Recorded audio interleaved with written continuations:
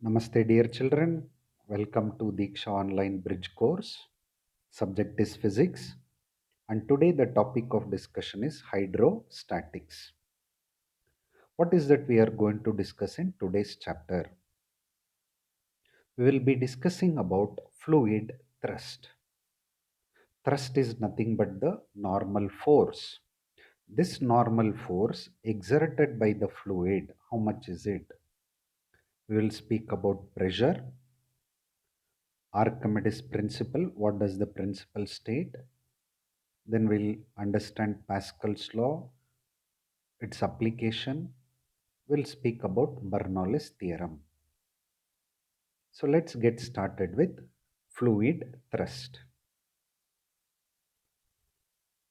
A fluid is any substance that can flow under the action of an external force. When an external force is applied on that particular body, if it flows, that can be called as a fluid. We all know out of the three states of matter, that is the solid, liquid, and the gas. When I exert the force on the solid, the entire body moves from one place to the other, whereas the liquid and the gas can flow. Due to this flowing property of the liquid and gas, they are collectively called as fluids. Fluid mechanics deals with the study of the properties exhibited by the fluid either in the state of rest or in motion. The properties like pressure, thrust during fluids at rest, and when they are in motion. We come across principles like Bernoulli's principle.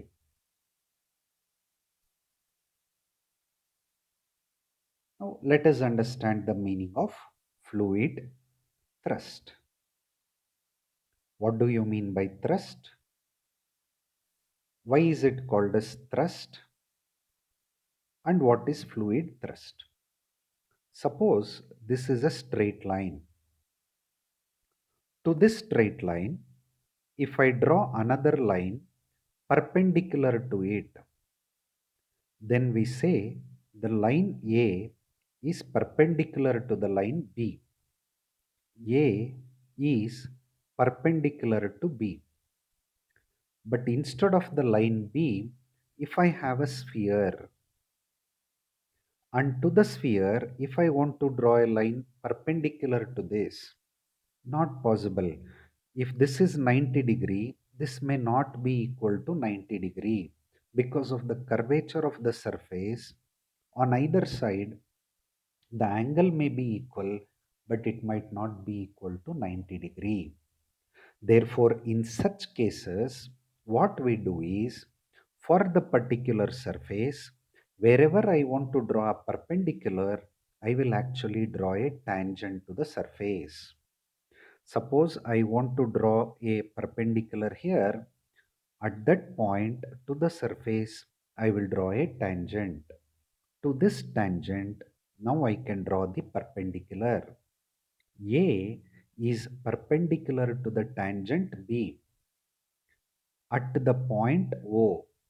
Now we call A is the normal. A is the normal to the sphere at the point O. Suppose if this is water, water which is flowing, at this point I will draw a tangent. To the tangent, I draw a line perpendicular to it. This perpendicular line A will be the normal to the liquid surface drawn at the point O. You would have studied this in ray optics where you draw a line normal to the mirror or the lens. Same way here, suppose I take a liquid. The liquid is going to exert a force on the body which is immersed into it. How will it exert the force? There are two types of forces, let us discuss. Suppose somebody comes and slaps you. When somebody slaps you, that force is normal to the surface. After you get the slap, you want to rub your cheek. When you are rubbing the cheek, that force on the skin is along the surface. This force is called as tangential, and this force is called as normal force. It is called as normal force because the force acts along the normal to the surface. Same way, into a fluid, when an object is immersed, the fluid will exert the force normal to the surface. This normal force acting on the body which is immersed in the water or the fluid is called as normal thrust or fluid thrust. So, how do you define fluid thrust?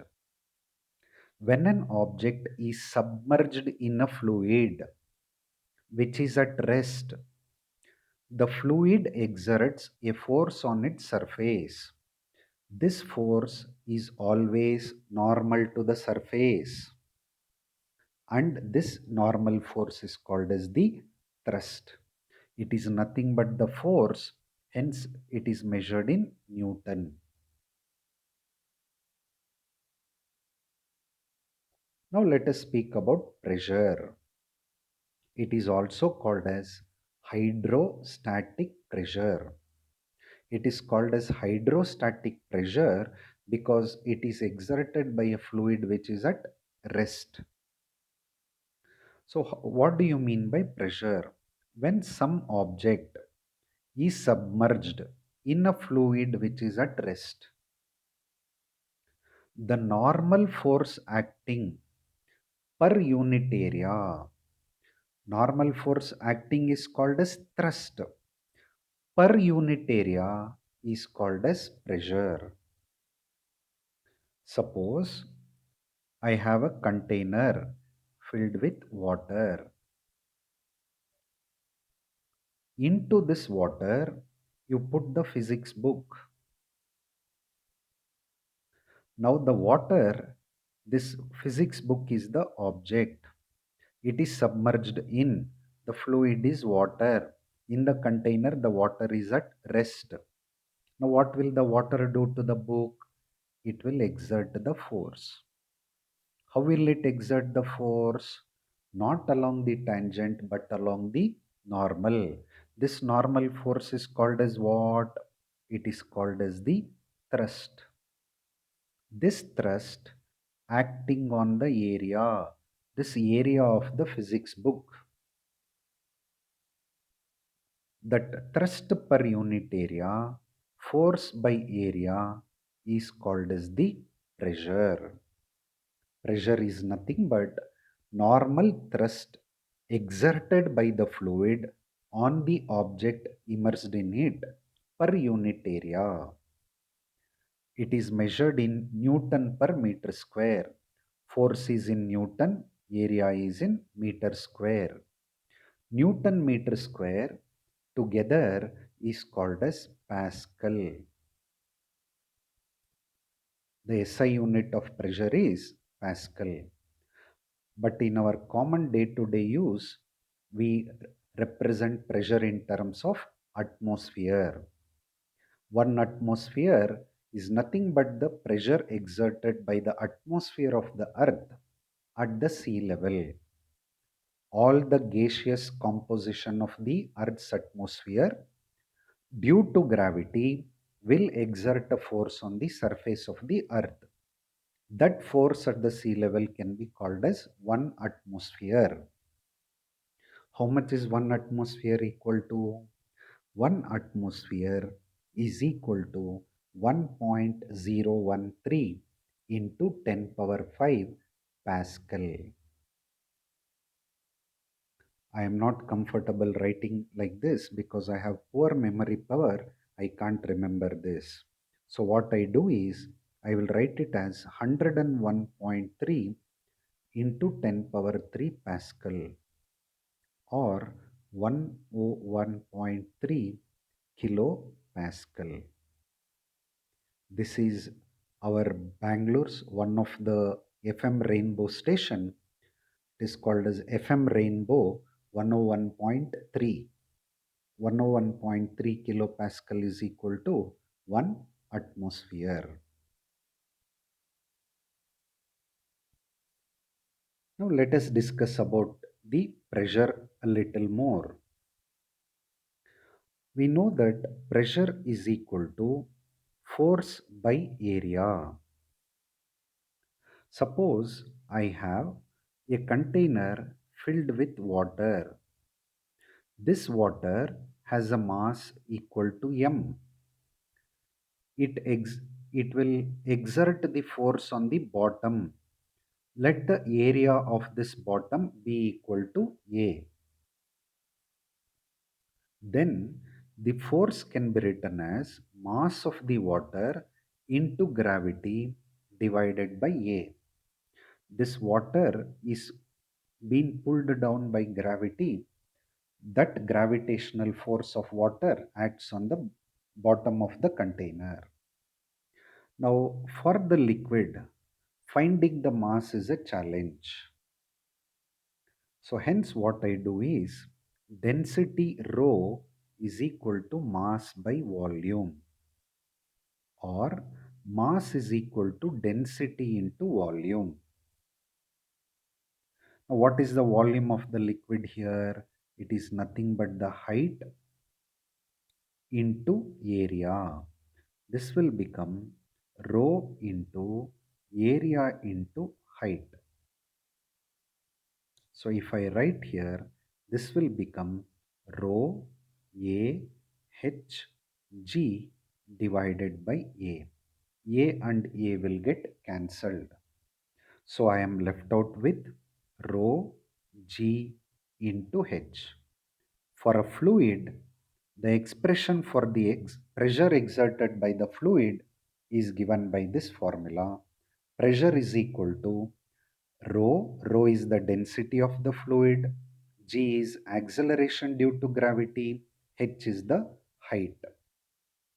So if you look at this formula, though the definition of pressure says it is inversely proportional to area, but for a fluid, pressure is independent of the area.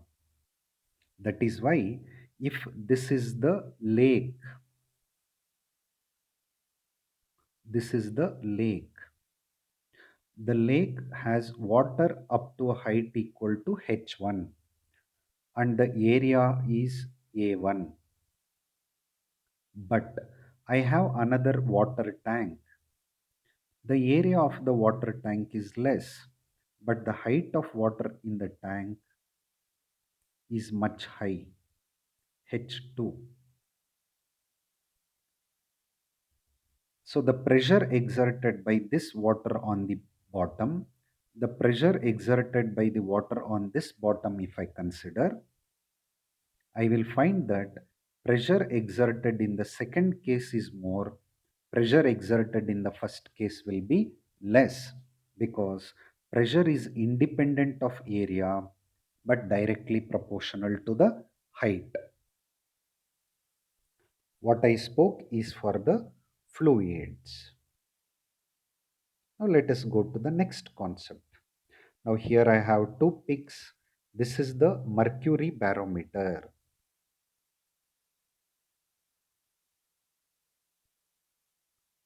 Barometer is a device used to measure the atmospheric pressure. The left one is the mercury barometer. It is filled with the mercury. Whatever is the atmospheric pressure, the pressure exerted by the atmosphere, the mercury will also exert the same quantity of pressure in the upward direction. So, the height of the mercury in the barometer will be such that the atmospheric pressure A will be equal to the pressure exerted by mercury, that is, density of mercury, acceleration due to gravity into height. This h is measured here. By knowing what is the height of the mercury here, substitute the value g at that place, density of water, you will get the atmospheric pressure at the given place.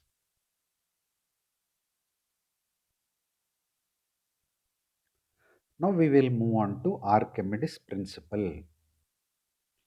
You should be very familiar with this law because you would have heard the story of Archimedes proposing this law based on the knowledge he gained after jumping into the bathtub, and he ran everywhere shouting eureka, eureka. Now, what did he actually discover there? What did he observe there? He observed that when a body is immersed in a liquid, when a body is immersed in a liquid, the body apparently loses some weight. It appears to become light. It is actually not light, but we feel it would have become light. This loss in the weight of the body, whatever quantity of weight it tends to lose, is equal to the weight of the liquid displaced. I repeat, when a body is immersed in a liquid, there is an apparent loss in its weight. This loss in the weight of the body, when it is immersed in the liquid, is equal to the weight of the liquid it displaces. So, for example, if you look at the first diagram, I have an object which weighs 5 kg in air. Now I am immersing the object in water or some liquid. So, first point, the body is immersed in the liquid. When it is immersed in the liquid, you see earlier the reading was 5 kg. Now, if you see the reading, it is only 3 kg. The water is exerting an upthrust. Due to the upthrust, its weight appears to have decreased. There is an apparent loss in the weight. How much is the loss in the weight here? 2 kgs. Now, how can I find that there is a loss in weight by 2 kg? When the body is immersed in the water, you see here, the water is up to this level. There is a opening in the container here. As soon as I immerse this body, the liquid level will rise. The excess water is spilled out. It is collected in the container. The weight of the water collected here is equal to the weight lost here. This solid object, on immersing in the liquid, what was 5 kg became 3 kg. It lost 2 kgs. That loss in the weight is equal to the weight of the liquid displaced. So I repeat the Archimedes principle. It states that when a body is immersed in a liquid, there is an apparent loss in its weight. The loss in the weight of the body is equal to the weight of the liquid displaced. When our gentleman Archimedes jumped into water, he felt as though he has lost some weight. How much weight did he lose? He lost a weight equivalent to the weight of the water that got spilled out. This is called as Archimedes principle. Based on this, we understand the concept of flotation, which has helped us to design the boats, which has helped us to design the aeroplane, which has helped us to design objects which can float on water. For example, when you are learning to swim, you have a tube in which air is blown. All these are done on the principle of flotation. What does the law of flotation or the principle of flotation state? It basically gives an idea under what condition a body dropped into a liquid will float, a body will sink, or a body remains in equilibrium. Equilibrium in the sense the net force on the body will be equal to 0. F resultant will be equal to 0. When will this happen? Suppose if I have an object whose weight is equal to W, then if the weight of the body is lesser than the weight of the water displaced, then the body floats. Suppose I drop an object into water, it is going to displace some water. If the weight lost by the body is lesser than the water that is being thrown out, then the body floats. Then, for example, a leaf floating on water, a thermocol sheet floating on water. I'm sorry if I have narrated it wrong. So, the weight of the body should be lesser than the weight of the fluid that has been displaced. If the body weighs lesser than the fluid it has displaced, then the body will float.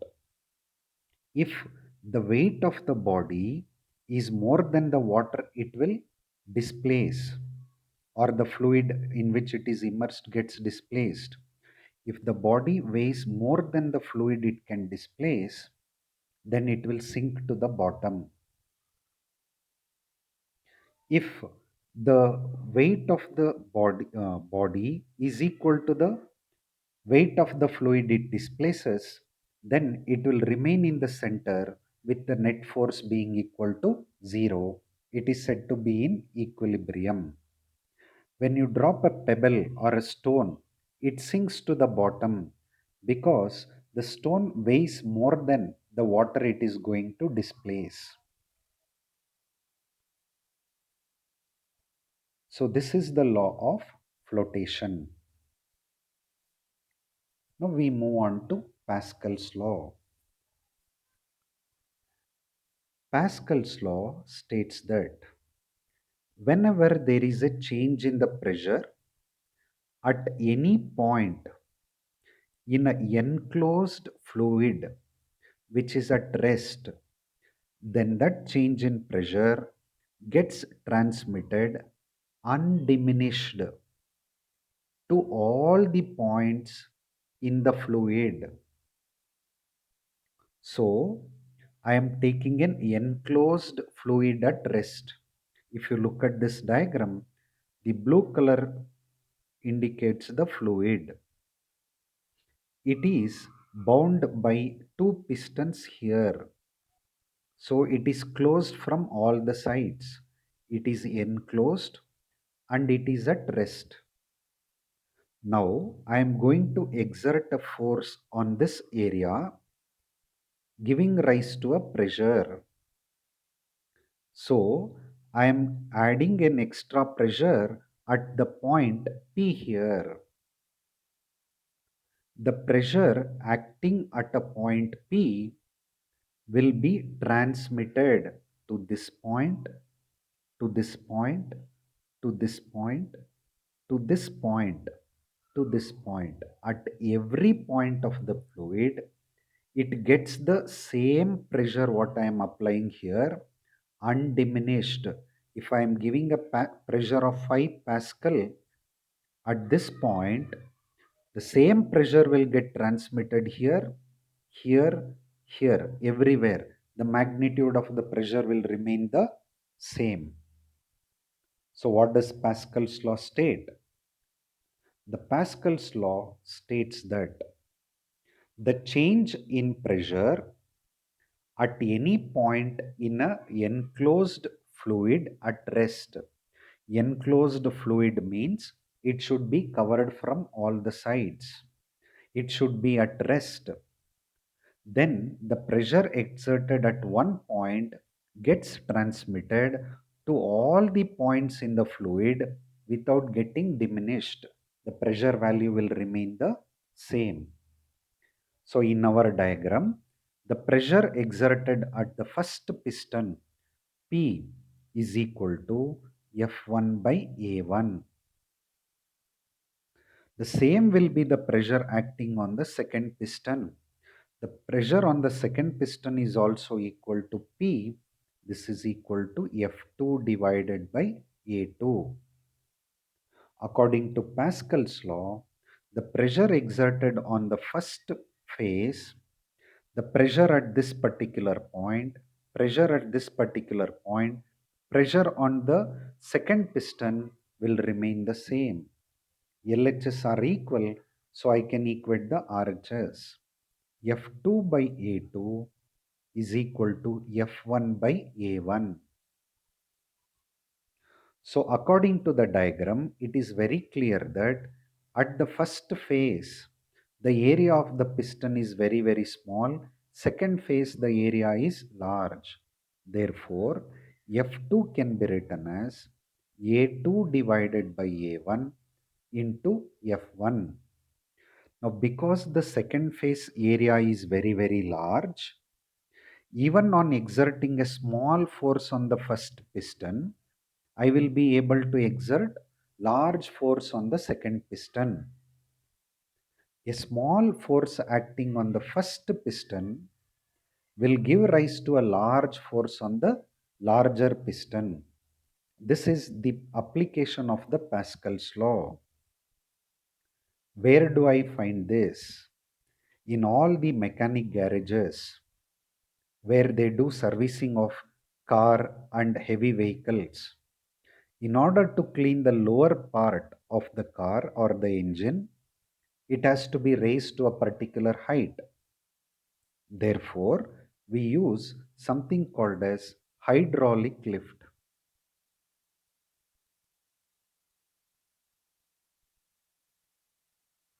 The hydraulic lift works on the principle of Pascal's law. What is the principle of hydraulic lift? It works on the principle of Pascal's law. Now you observe here, the car is heavy. If I want to directly lift it, I might not be able to lift it because I need large force. So what I do is, I place it on the piston here whose area equal to A2. According to the data, A2 is equal to 10 times A1.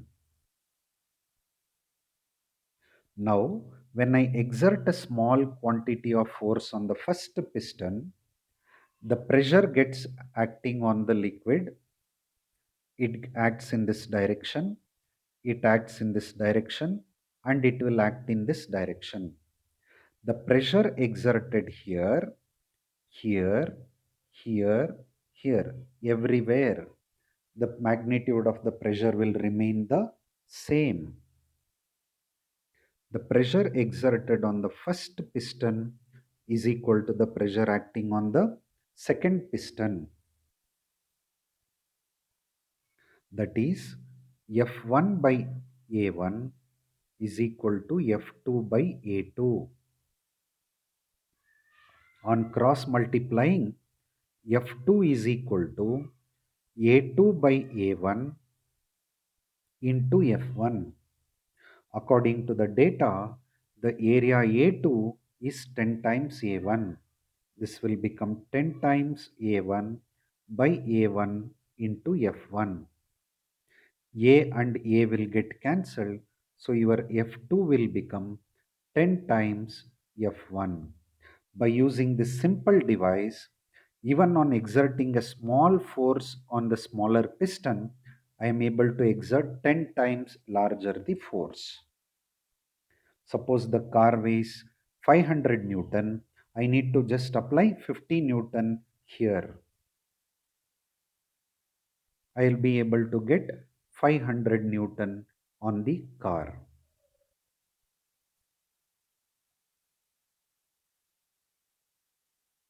Where else can I come across this? It's not only in the hydraulic lift, you come across this in the hydraulic press. When your car gets punctured, to remove the stepney, you might use the hydraulic jog there. Nowadays, many of the lorries which has to unload the goods, they use this hydraulic lift. So this is about Pascal's law. Now we move on to the Bernoulli's theorem. This is a very interesting and a very important theorem in fluid mechanics. What does the Bernoulli's theorem state? It states that an incompressible fluid. What do you mean by incompressible fluid? For example, when I take balloon, blow air into it. After blowing the air is nothing but a fluid. When I squeeze the balloon, the size of the air in the balloon will decrease. That is compressible. Here I am speaking about incompressible fluid, which is in a streamline flow. It is a type of a flow where the particles will travel in one particular order. So, if I have an incompressible fluid which is in a streamline flow, the sum of the potential energy, kinetic energy, and the pressure energy remains a constant. Dear students, understand, we spoke about pressure, we spoke about Archimedes Principle, we spoke about Pascal's law. They are all applicable for fluid at rest. It is called as hydrostatics.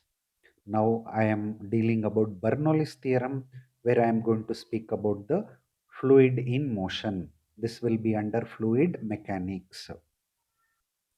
So here I have an incompressible fluid which is in the streamline flow. Then it will have three types of energy. Potential energy depending on the height. For example, when you switch on the pump in your house, the water is pumped from the ground to the tank. The level of the water is rising in the pipe. Due to the increase in the height, it will have potential energy. Through the pipe, because it is in motion, it is in flow, it will have kinetic energy. Along with that, the pipe may be bent at some places. Some place the pipe may be narrow, some place it may be wide, due to which there will be changes in the pressure. Hence, the fluid will also possess pressure energy. The sum of these three will remain a constant. According to the law, suppose the mass of the fluid is equal to m and the fluid is moving with a velocity v, and p is the pressure at some point, v is the volume. I represent it as small v, this as capital V. Then the product P into V will give me pressure energy.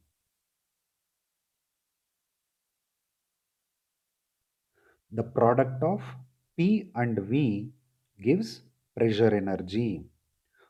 How do I understand this? You just understand that pressure is nothing but force by area. Volume is nothing but height into area. Area gets cancelled. Force into height is nothing but force into displacement. Newton meter, it has the same dimension of energy. So I can treat this as a pressure energy. So, for a fluid in motion, the sum of the pressure energy, potential energy, and the kinetic energy will remain a constant. Let me consider a tube which is like this. Here, the pipe is narrow. Here it is slightly wide. At the bottom, it is wider. Now, when the fluid is flowing here and here, if I consider this to be the ground, look at the height. At this height, the fluid will have the potential energy. At this point, the height has reduced. The potential energy will be less. Here, the height is 0, so potential energy will be equal to 0. As the fluid is flowing here, it will have some velocity. As it comes down, as it flows here, the velocity will increase. Here the velocity is less. The kinetic energy will be less. Here the velocity is more. Therefore, the kinetic energy will be more. If you look at this pipe, the area is less. Here the area is more. Pressure is equal to force by area. Because the area is less, pressure on the fluid will be more. Here the pressure will be less. Due to this pressure, it will have the pressure energy. According to Bernoulli's principle, the sum of potential energy, kinetic energy, and the pressure energy, the sum of this will remain a constant.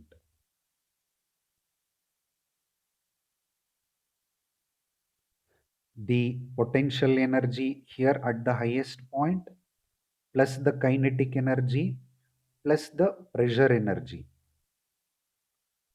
and the sum here potential plus kinetic plus pressure energy. Here you observe potential energy decreased, kinetic energy increased. The sum here and the sum here will remain the same. If I go back to the previous slide, if you look at this diagram, look at this small portion of the fluid that is in motion. It is at a height h1. Here it is at a height h2. What do you observe here? Potential energy is more. Here the potential energy is less. Here the velocity may be more. Here the velocity may be less. So therefore the kinetic energy is more here, whereas the kinetic energy is less here. The pipe is wide, therefore the pressure is less. Here the pipe is narrow, the pressure may be more. So the pressure energy is more, these two are less. Whatever it is, the sum of the three energies here and the sum of the three energies here will remain a constant. This is what is called as Bernoulli's theorem. This principle is adopted in the spinning of the baseball. We will understand this in better by looking at some of the applications. The first observation related to Bernoulli's theorem is the high velocity winds, when they flow over the roof of a house during hurricanes, a low pressure is created over the house top. The atmospheric pressure inside the house being greater, the roof of the house is lifted and blown off the wind. So here, this is the rooftop, this is the house. When the wind blows here, what happens? The air that moves above the rooftop has more free space to move Therefore, the velocity is more. Because the velocity is more, kinetic energy is more and the pressure energy is less. That means the pressure acting on the roof in the downward direction is less. The air that goes inside, it is a closed room, it is not free to move about, therefore the velocity is less. Kinetic energy is less. To compensate for this from the Bernoulli's principle, the pressure P2 should be more and the pressure will act in the upward direction. So you see, downward pressure P1 is less, upward pressure P2 is more. So the net force acts in the upward direction, the roof will be blown off.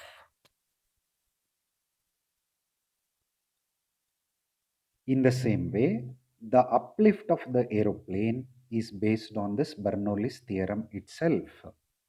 The wings of the aeroplane are specially designed in such a way that as the aeroplane moves ahead, the air will brush through the wings. As the air brushes through the wings, above the wing, there is more free space for the air to blow or flow. Therefore, the velocity is more, kinetic energy is more, the pressure is less. You see, they have mentioned here low pressure, but the design of the wing will be slightly like this. So, as the air blows here, it is not having more free space to flow there. So what happens? The velocity is less, kinetic energy is less. To compensate for this from Bernoulli's theorem, the pressure energy should be more. The pressure is more, that means the upward pressure is more, higher pressure. The pressure acts in the upward direction, the aeroplane gets lifted up. This is the technique or the principle adopted in the uplift of the aircraft. So let us quickly recap what we have studied in today's session. We understood the meaning of a fluid. Fluid are the states of matter which can flow, that is liquid and gases. Any fluid at rest will exert a normal force. A fluid will at rest will exert a normal force on any object which is submerged in it. This normal force is called as the thrust. That is also a force. It is just that it is going to act normal to the surface. This normal force acting per unit area is called as pressure. The normal force acting per unit area of the substance or the object is called as pressure. The SI unit of pressure is Pascal. The other alternate unit is atmosphere. One atmosphere is 101.3 kilopascal. For a fluid, if I replace mass with density into volume and simplify, I get the expression for the pressure as rho g into h.